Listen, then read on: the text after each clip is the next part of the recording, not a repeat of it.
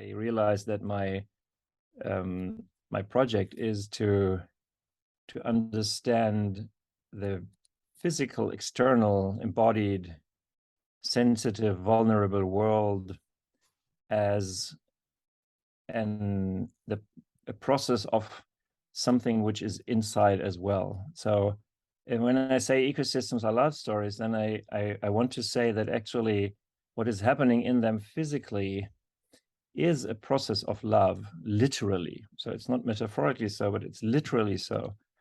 And so it means that ecosystems are about reaching out, getting in touch, getting into relationships with others, needing others on a physical plane, on a sensuous plane, skin to skin, and it's also about giving life to others, and it's about building relationships with others, which then ultimately make life flourish.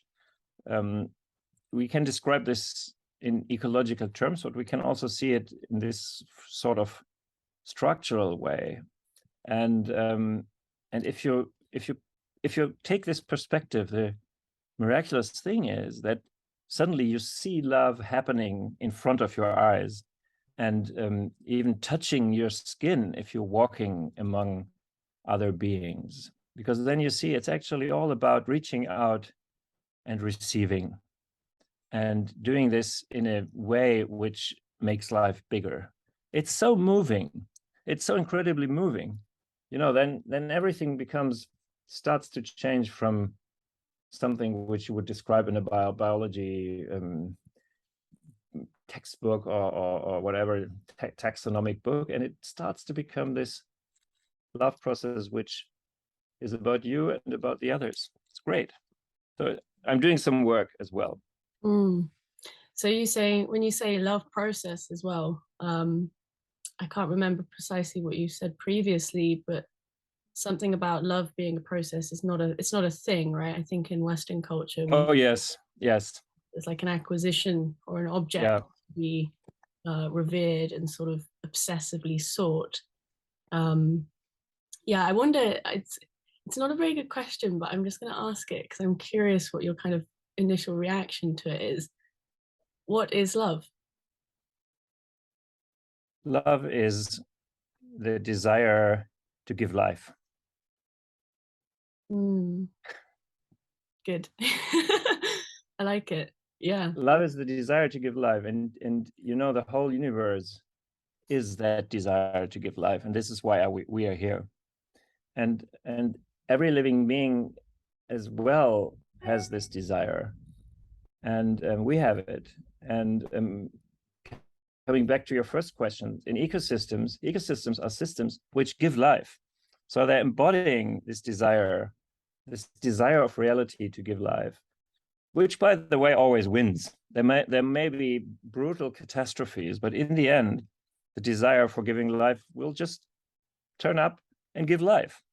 Look at the natural history. So many catastrophes, so many climate breakdowns, and still life coming back to this vulnerable feast. And so you see, love is something very different, in my view, than just a feeling, or even worse, the need to have somebody there who does things for you. It's pretty much the contrary. And when I put it like this, you see that it's actually really the idea about the whole of reality, and on the other hand, it's the idea of what makes my own life loving. It's somehow very simple. It's somehow very big, but it's also very simple, and I love this. It doesn't make any sense anymore to make a profound difference between the physical world and the world of inner experience. It is the same. It has only two ways of showing, but it's the same, and we know that's the same because we are the same, and we have both these aspects. we love incorrectly because what we consider love does not enliven us, nor does it enliven the world. And I'm curious if you could give some examples of this thing that we, i.e., Westerners, consider love and why it doesn't enliven the world. Because obviously, love is at Mm. the center of our cultural consciousness still. Yeah. Kind of Okay. after it. So I just wonder, the thing that we call love, what is it, and why is it damaging? Yeah. Yeah. I try to say something about this. So first, when this general form of we doesn't apply to everyone, that should be clear. So it's this cultural we. So I'm talking about a tendency or about a cultural majority or a certain typical ingrained way of our culture, but there are people who do it differently. So I'm not talking about everyone. That's for sure. So I would say that first, and this is again linking back to what we have talked about before. First, normally we all think that love is a feeling. So then we have this scene that somebody says to her partner, you can't do this because I love you so. And then love is a feeling, and love is a feeling which signals the need for somebody or something important or precious for someone. So we see, second, that love is conceived as a lack. So there's something important missing, and we desire this, we need this. And this need and this desire is conceived as the feeling of love. You just the lyrics of so many cheesy pop songs, they just go, I love you, I need you, in one breath. So this seems to be the same. And as I told you before, it's already a bad sign. If I say I need you, it's already a bad sign concerning the character of my attitude towards you, because then I'm already in the mode of give me what is mine. And we know historically that this idea that love is the experience of needing someone or something very crucially for ourselves finds even its roots in Plato's Symposion. We all know the story of these how are they called in English, the ball people, these the first humans who were balls, and they were one, and then they were separate, they would be separated. So we are all halves. You know the story. I'll look it up. I need to introduce this. So we were just globes, perfect, but these globes consisted of two of us, like you and me. We were one globe, or I don't know. I don't know how it's called in English actually. And then we became separate, and then since then we're looking for the other half desperately, and partnering or mating or romantic playing the romantic field is about looking for the other half. So there's also the idea that there is one perfect half. So finding the one, which is then again only about, okay, so I have this need and I have this need. So I have the need to be autonomous, and I have the need to be cared about all the time. I want this, and I have the need of somebody who tells me every morning that I'm okay, and I have the need about someone who's really good cook because I'm a shit cook, and I have the need of whatever. And I'm going browsing around until I find the one, or somebody who looks like the one.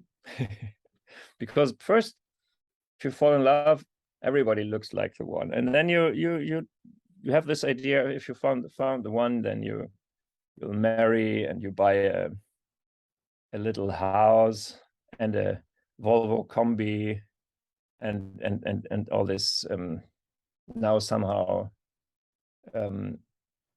moving past ideas of bourgeois accomplishment. And so in a way, I'd say we have a completely wrong approach to what love is actually about, because it's not about needing, but it's about action. It's about caring for life. And also, it has substituted this huge intensity which romantic love plays in our roles, has somehow superseded the way people traditionally have been connected to the life-giving powers of the cosmos. So you could call this the ritualistic or the spiritual realm or the religious realm even. So the idea that that the real life-giving force is not in some potential partner, but it's in the universe itself, which has given us life. And this is also then the place which needs to be nourished. So this is gone. We know this. Nietzsche says God is dead. This is gone. And interestingly, romantic love has become the place where we look for the numinous, for the divine, for redemption, for salvation, of our own fragility and of our own way of being lost in a world which doesn't have any soul anymore. So it's a little bit overburdened, and everybody's running around and everybody's wanting someone from others. And I mean, you know this very well because you're living in this time, like me, and so you meet so many people who have all these needs, and they're looking for you in order to have somebody who fulfills them for them. And I mean, we know that this doesn't work.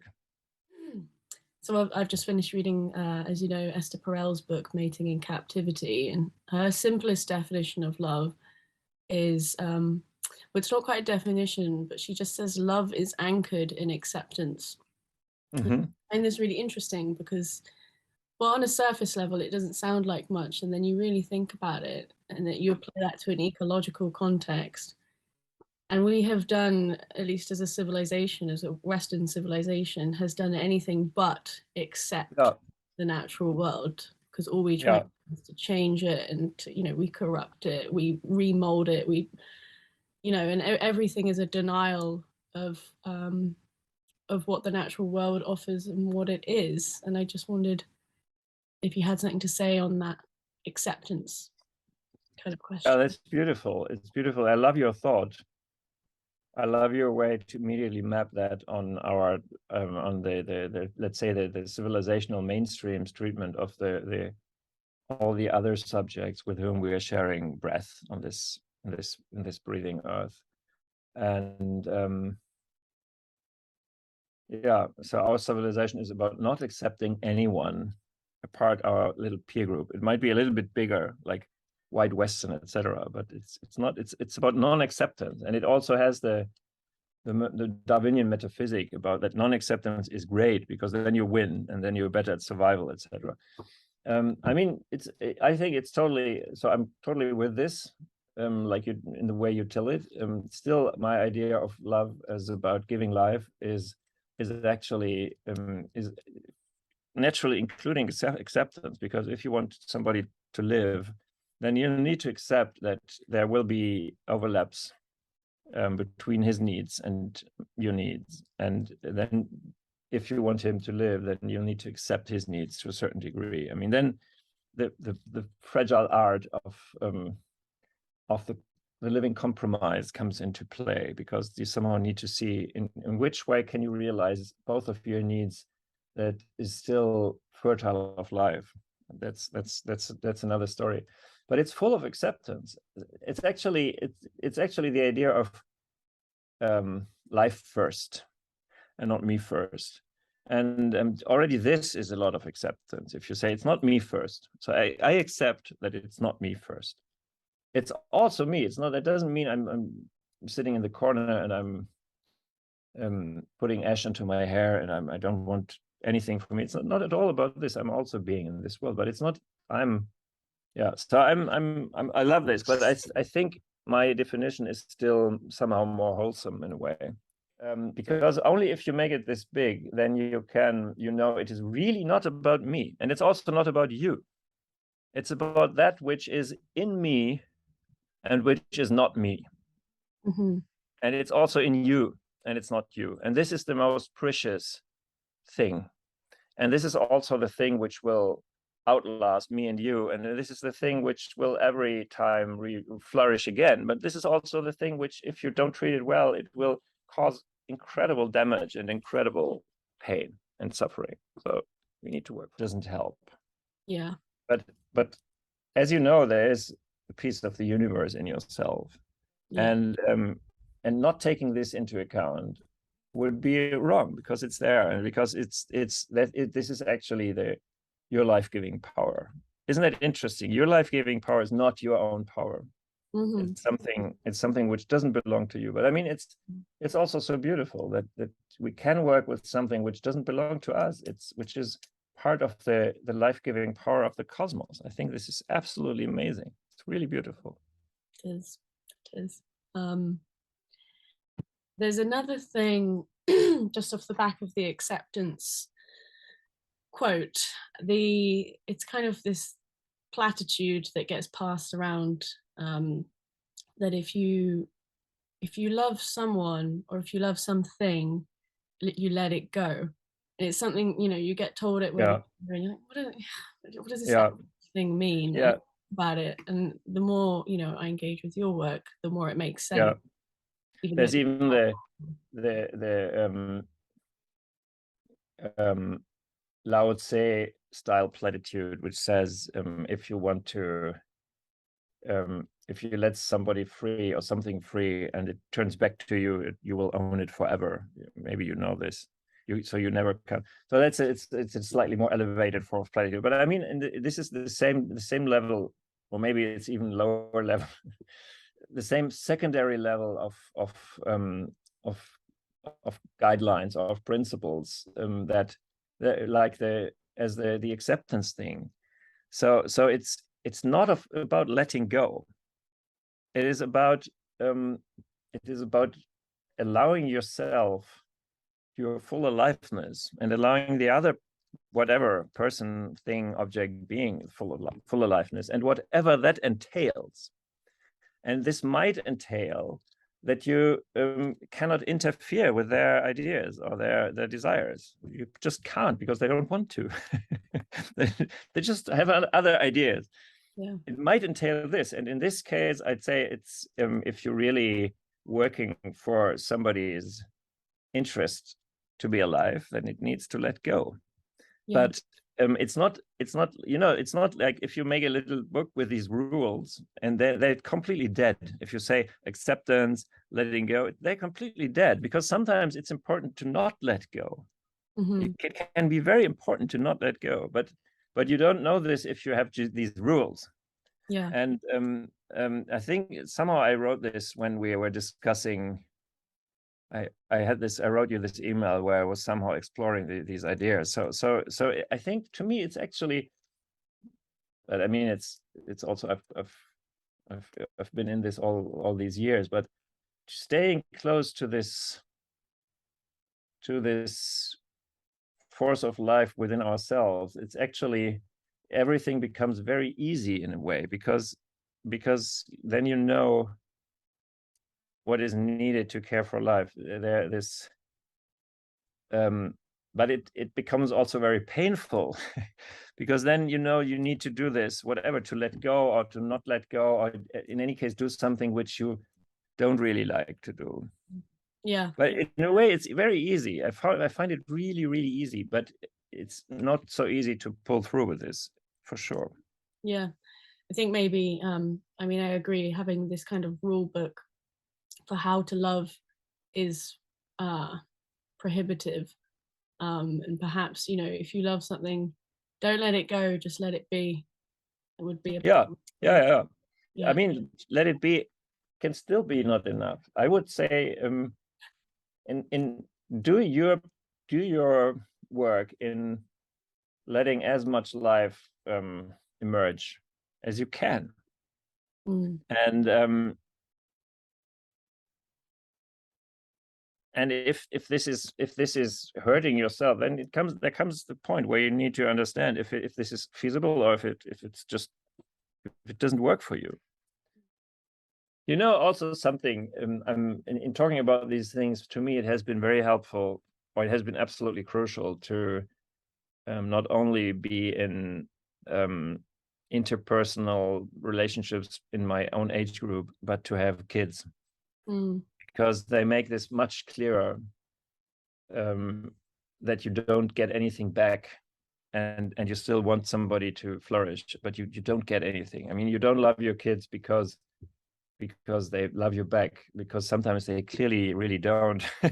And even if they're cute and nice, then it's not because they love you so much, but it's just because they are so full of life, and you get also something of this. But it's so important that you love them away from yourself. That's the goal, actually. You know, that's a relationship in which you know that if the relationship really goes well, then they will part lightheartedly. Isn't that beautiful? So you know, if it really succeeds, it means that they slam the door and then don't call you for a week because they're so busy with their own life, and actually they're so happy they don't need to call you. But it's also painful, you know. I mean, I'm my kids are out of the house, but they are still, it's not that long, so I know how the empty nest feels. But it's this has taught me so much, actually. This has really taught me so much.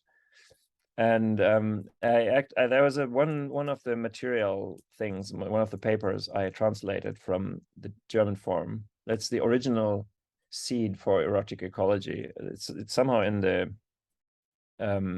stack where I really write about this. It's the first, it's kind of like the thing which sparks it. We started to kind of planted the seed of this course, it was very much like, this is an ecology focused thing. More and more we dug into it, me especially, the more I started obsessing over love. Yeah. I realized this. Yes. I would say actually it's the idea is still, it's something comprehensive, and we're starting with ecology and we're starting with reality, but your interest is it's clearly focused. Yeah. Well, I know. I mean, there's nothing bad with this. I mean, but maybe you would want a slightly different set of sessions right now, and now it's too late.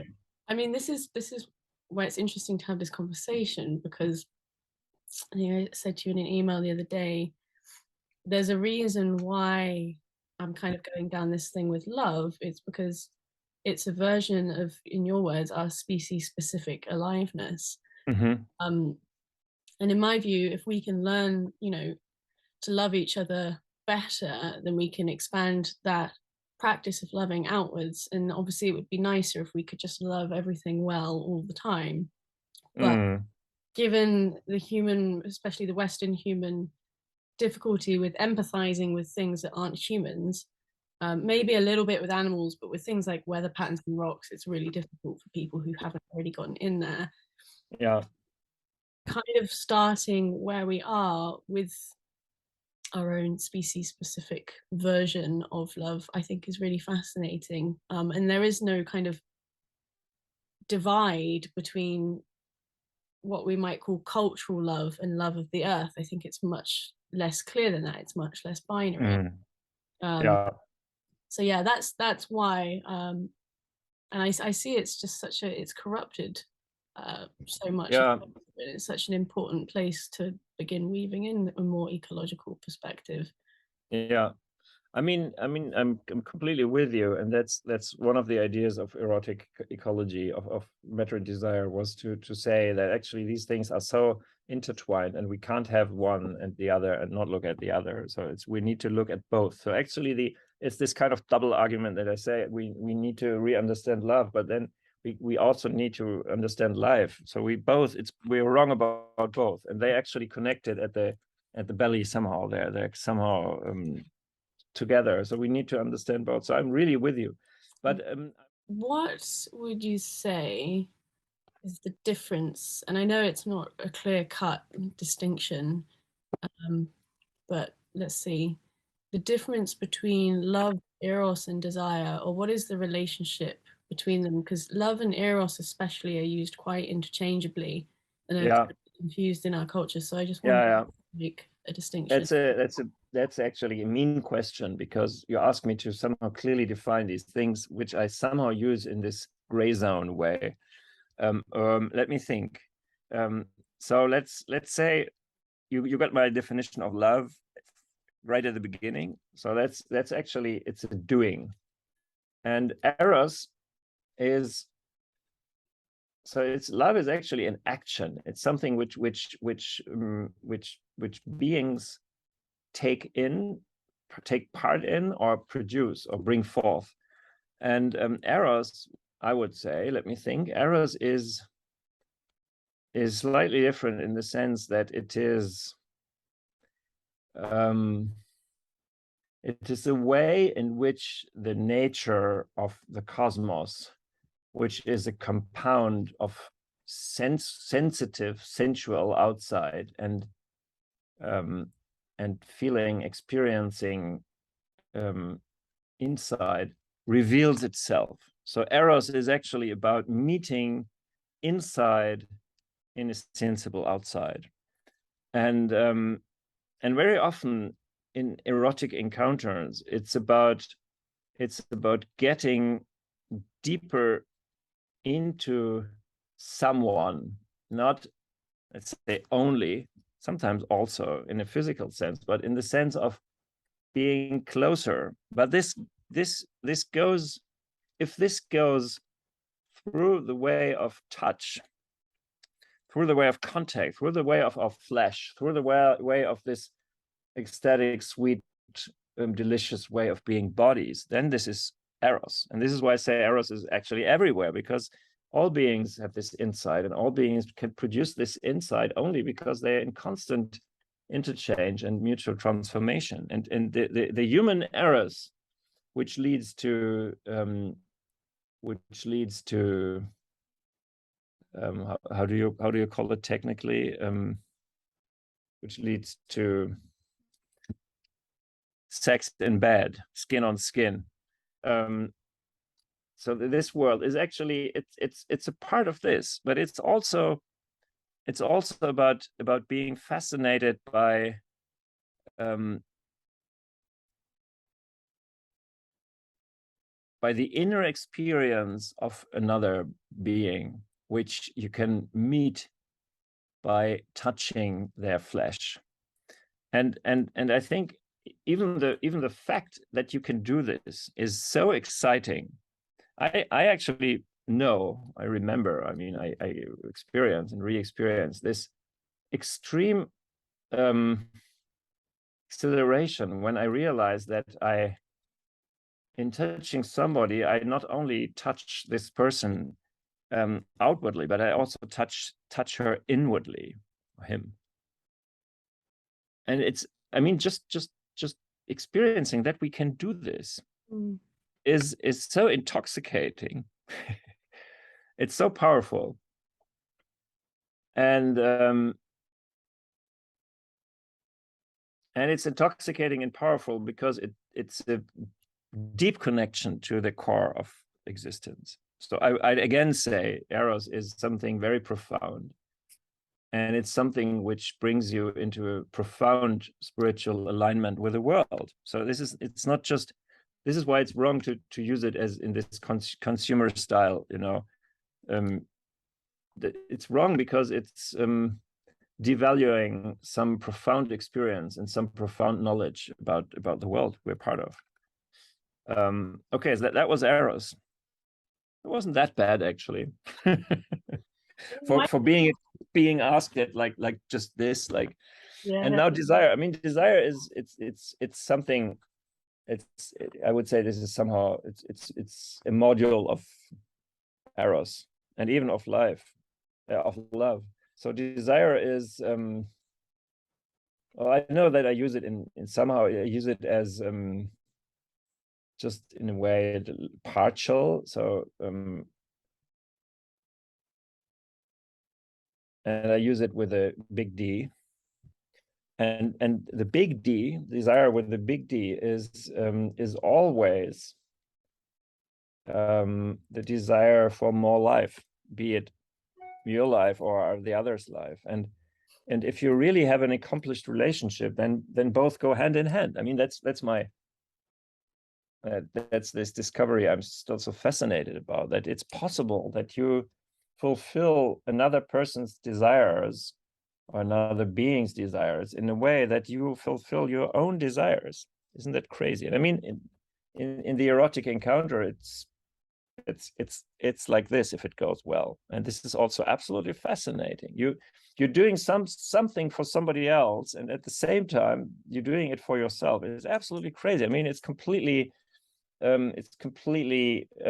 canceling the difference between two beings in this moment, because you're completely merged, but then you need to come back.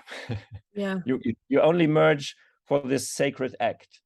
You don't merge and then you're healed, because now you've merged with somebody, and if she doesn't want this, you write her angry emails. Doesn't work that way. But this is So desire is a way of this life-giving reality to manifest. But I mean, it's also you need somehow to understand where I attach this word to. So desire can be everything. So it's not always with a capital D. Yeah, yeah. It's interesting that my own personal view of Eros, without sounding too abstract, my experience of it is this kind of ancient, primordial, omnipresent force of some kind. And I'm not particularly religious, but I can imagine, for me, Eros is a kind of god. Mm-hmm. Really Well, strong. for the Greeks, it was a god.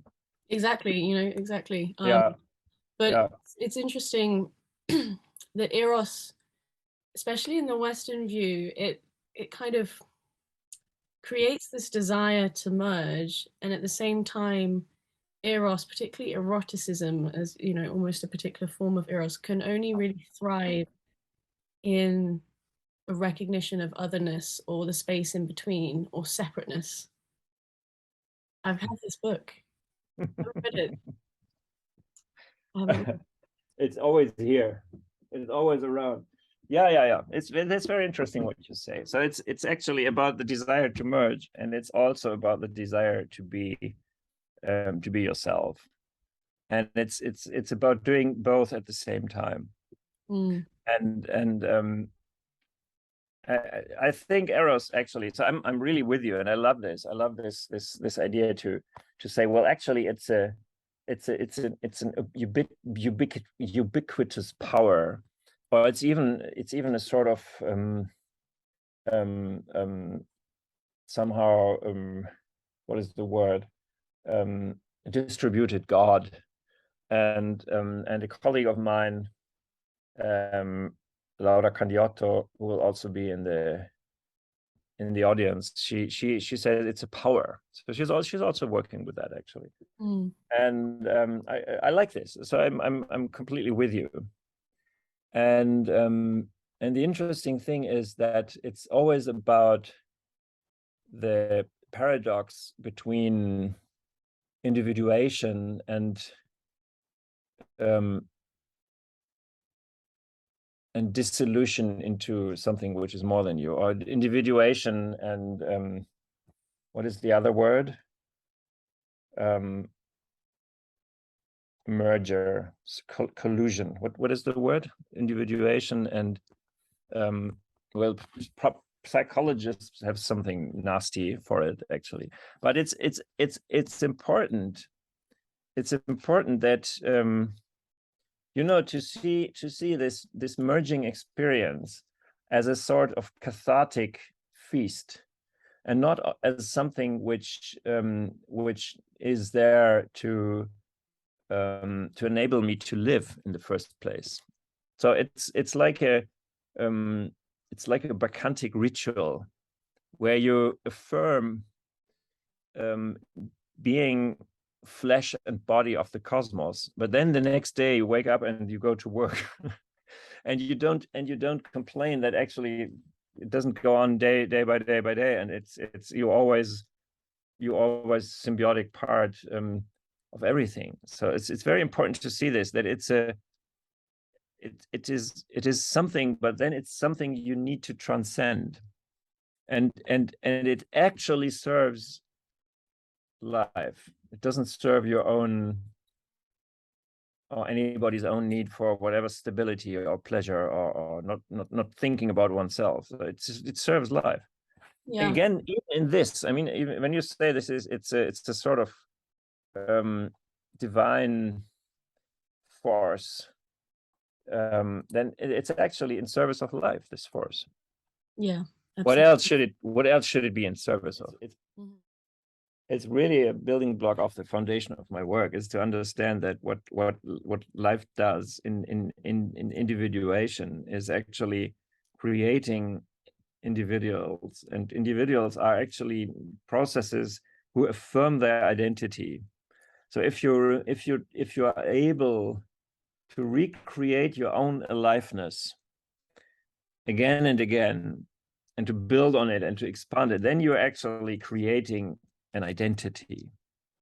And you see this you could map this on somebody's psychological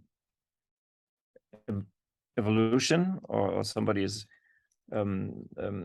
characters unfolding, but it's also something which is and this is how my thinking goes, which is valid for how cells build themselves, because it's not that different.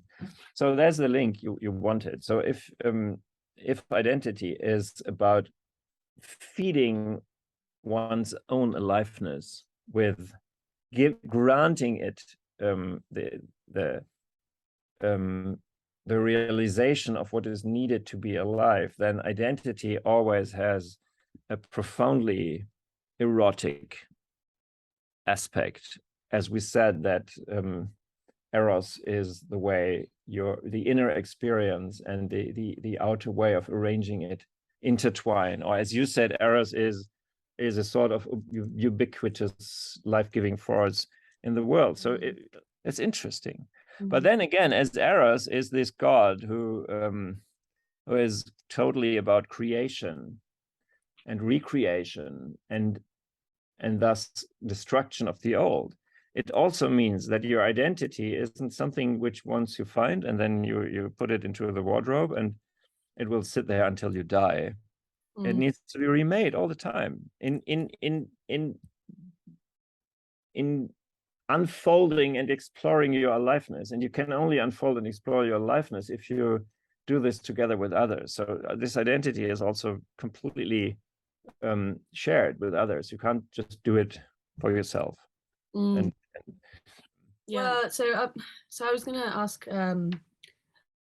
ask about death. Like, death is so fascinating because, you know, Western culture is so averse to it, and yet when we fall in love romantically, we somehow equate it with dying, but in a really toxic. You equate it with dying. Well, I don't equate it with dying. the culture, it's like it enlivens you in one way, and in the same breath, you know that you have to give up some part of your individuality. And I think the culture has mistaken it for giving up your entire individuality. Ergo, you merge. So yeah, I just wondered if you could speak a little bit more to death in Eros in a way that is kind of ecologically healthy and enlivening. Yeah, maybe it's great to look at death and Eros and how they're somehow related, or how they're maybe the two faces of the same, because Eros, and I mean, it's interesting that the Greek god was actually the god of the creation of something new. So Eros is transformative, and if you're transformed, you have to die at some point. So there is a point where you need to accept transformation, or where you need to say, okay, count down, take off. or jump down, whatever. So transformation means you will lose what you were before. So interestingly, an erotic universe is also a universe in which death is the norm. There's dying all the time, all over. And I'm looking out right now, looking out of my window, and autumn is somehow rolling in, and that means so much death. But it's also very erotic, as you know. Walking with your feet through these the rustling leaves on the forest floor and all the colors and all this. So it's very erotic. And the dewdrops in the morning on the blades of grass, it's actually pretty erotic. And it's all totally about dying. So in a way, this moment which I described before, when your ecstasy, when your desire for the other's ecstasy is your own ecstasy, is also a way where your individuality dies. It's also death, and people, at least in German language, they equate orgasm somehow to death. I don't know if it works in English as well, but this is the idea. You somehow go through this realm where everything comes from and everything goes. So somehow you open this door, this interesting door, into emptiness, into fertile emptiness. So death is always there, and you need it in order to live, and in order to give life. And I think it would be good to acknowledge this. It would be good to know that our life is a constant dying, and it's a constant birth. So it's both. And you see, I'm putting it like this. I don't say there's life and there's death. I say there's life, and it consists of death and birth. And we're both doing both of it constantly. When we're breathing, we are exhaling our body, the carbon of our body, which is a sort of dying. We're dying all the time with our breath, and then at the we're just breathing out, and then we breathe in, and then we're being born with this breath. And even the breath, the moment when you have exhaled, in some meditations, very old meditations, is protracted as a meditation on non-being. Isn't that interesting? So death is everywhere, and we need to die so many deaths in order to be alive. And so it would be very important to put it back into culture, and to say, and I mean, these are these truths I talked about, which we need to accept about reality. That it is full of death, and it's a good thing, but it still might be hard, because it's a passage from your own old cozy way of being into another new way of being. So it might be hard to do this passage, but it's just there. And then I want to say about the physical death, the real death, the light which is switched off. I see this actually in the way I'm thinking as another way of passage. So I don't see it as an ending. I'll see what comes then, and I don't know if I will see what comes then. But it's again a transformation. I can't go away, not in having this inner core of the universe inside of myself. It's absolutely impossible. And what I write in Matter and Desire is that we can understand dying also as an invitation to give. And then it makes much sense. Then suddenly it makes sense to connect dying, the Eros of dying, with the Eros of giving life. And again, it doesn't mean we need to suicide ourselves. It doesn't mean that we need to be tortured by others. It just means to go with the flow of life and to accept this. And we have sheltered, our culture has sheltered so much against this. It's so incredible. I mean, I would say it's a culture which is completely, it's one bulwark against death. And this is killing life, actually, as life consists of death. Yeah, totally.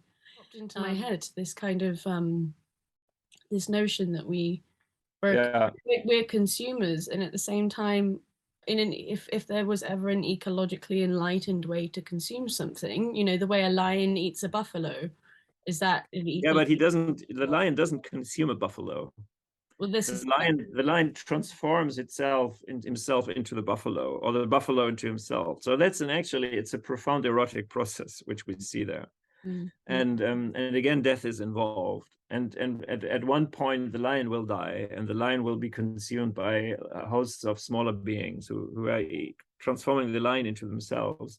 And then the lion will be transformed into the grass and into the trees and the savanna, whatever. So you can't avoid that. But I think we shouldn't use the word consume, because it blanks out what is actually happening. So I think this is really a really unhelpful word. Yeah. Like sustainable, this also has become very unhelpful, and it actually has been born in an economic capitalist mindset. So it doesn't work. So the lion does not consume the buffalo, or actually, let's say maybe lions are not living where buffalo live. So the lion is consuming the gazelle. Yeah. Is there such an animal? Or the zebra? Yeah.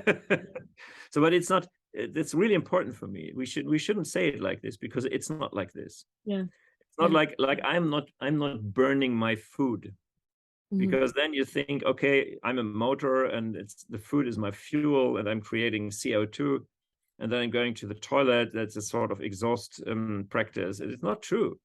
The food becomes me. It's really important to see this. It doesn't physically become me. That's the most profound mystery, is the food becomes me, and I become the atmosphere. It's so profound.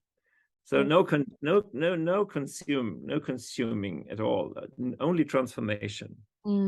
Examples of the way in which the natural world enacts this way of being, beyond the binary or beyond dualism. Yeah, well, I mean, that's I think that's very easy to show, actually, and that's also very important to see. And it's something which goes very much beyond just talking about sexes or gender identity or sexual identity. So the important thing is, I think we need to start with the fact that there is no stable identity in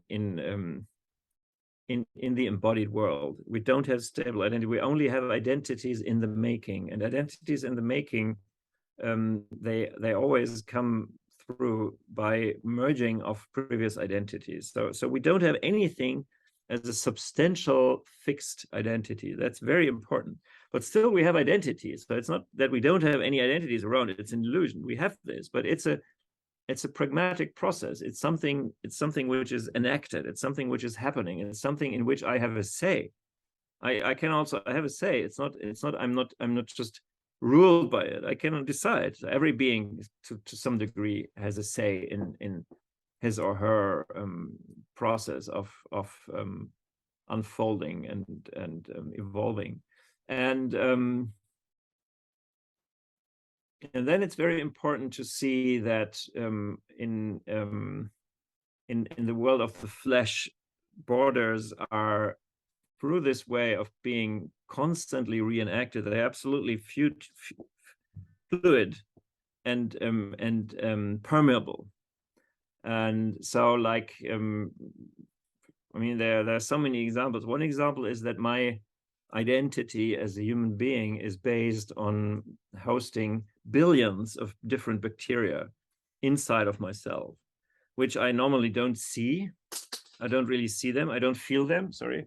I don't really communicate with them in language form, but they're there. And if they weren't there, I would die. So there's no thing as a human identity, human only, because it's me and then it's me and the let's say that's my inner ecosystem, and then there's the outer ecosystem which makes me breathe, as we said. So identity is always something shared, and it's always something what is the word? So to me, it's fine to say. It's actually helpful to say that everything ecological is always queer, because there's nothing straight. Straight would mean I'm only human and I remain only human, but it's not true. I can be human only because I'm not human. And then there's the whole, and we're going to talk about this, but it's a bit technical. There's the whole stuff about whereas actually the physical expression of my biological sexual identity, and it's also fluid. It's incredible. It's not that all my cells have a male identity. I also have some cells with female identity, and it works. So we're a huge chorus, and in the course of my life, the impact of the male and female side shifts and changes, and the number of different cells changes and shifts, and you can never really say it's only this. It's always a melting pot. Let's call it a melting pot. And I mean, in biology, you have so many examples where species just shift their sexual identity. They're females, but then they become males. Or there are these deep sea fish where the males, once they find the female, become part of her body. So that if you want to have a firm stance against any desire to talk about fluid identities, don't go to a biologist. Yeah, that makes sense. I really love what you said. I'm trying to remember it. It was, we're only human because we're not human. Yeah, absolutely. And I mean, you see something again, which comes up now, that what is most important about ourselves is that which we are actually not, which we have inside, but which is not ourselves. It is so important. This is paradox, by the way. Mm-hmm. This is so important. It is so absolutely important. And then, because then automatically it is not about me. Automatically it is not only about this small thing I could somehow identify with stably, because this is just not what I'm about. It's something entirely different. Which, leads to the question, maybe we won't answer it now, but what is... if you want, we can also answer it now. they're just like the notion of, we've kind of discussed what is self, no self, but personality as a concept is really interesting from this perspective. But, maybe self is too philosophically big or abstract, but just the notion of personality as an expression of self, or a manifestation of self through, a set of characteristics and traits and different sensitivities to culture and others and so on. Do you sort of say, oh, that part of my personality is this microbe called Tim who lives in my left arm, and then, Gavin, the virus in my right arm, really doesn't like, bread or whatever it is. And you're like, okay, is personality, even in psychology, we understand personality as a constellation of fragmented parts of the self. But coming from the perspective of biology, in that regard, it's just like, that's, yeah. I mean, I think that it very much matches, and the fascinating thing is that these fragmented parts, which are completely incoherent, then they somehow are made to work in a coherent way, and it's fascinating to feel if the fragmented bits and pieces of you work coherently, and it makes you happy. But that doesn't mean that you're of one piece. To the contrary, it means that you're not of one piece. Yeah. And it's very interesting. But I mean, it's also it's interesting that somehow psychology got to the same point earlier, I think, because in biology it's not a mainstream. It's not a mainstream view in a way. This talk of this the groundlessness of what you call self. Yeah, it's interesting. And if you really want to find something, it's always the same. If you want to find something truly substantial, the Archimedean point, you don't find it. You won't find it. And this is driving people crazy. And this is why scientists said there is no such a thing, and therefore the world is a machine, because there is no center.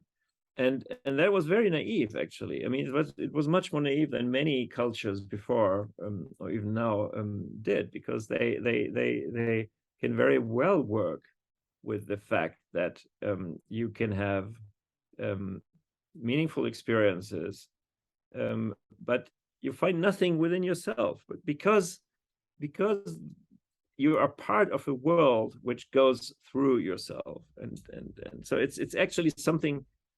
The idea that you're fragmented is something very uniting. If you weren't, you were solid, that would be very disjoining, actually. That would be really problematic. But as you're fragmented, you can just easily breathe in the oak tree, no problem, because you're fragmented. But or you take up opinions from other people who you like, and you somehow find common ground. But if you were just from one block, how could you do it? Yeah.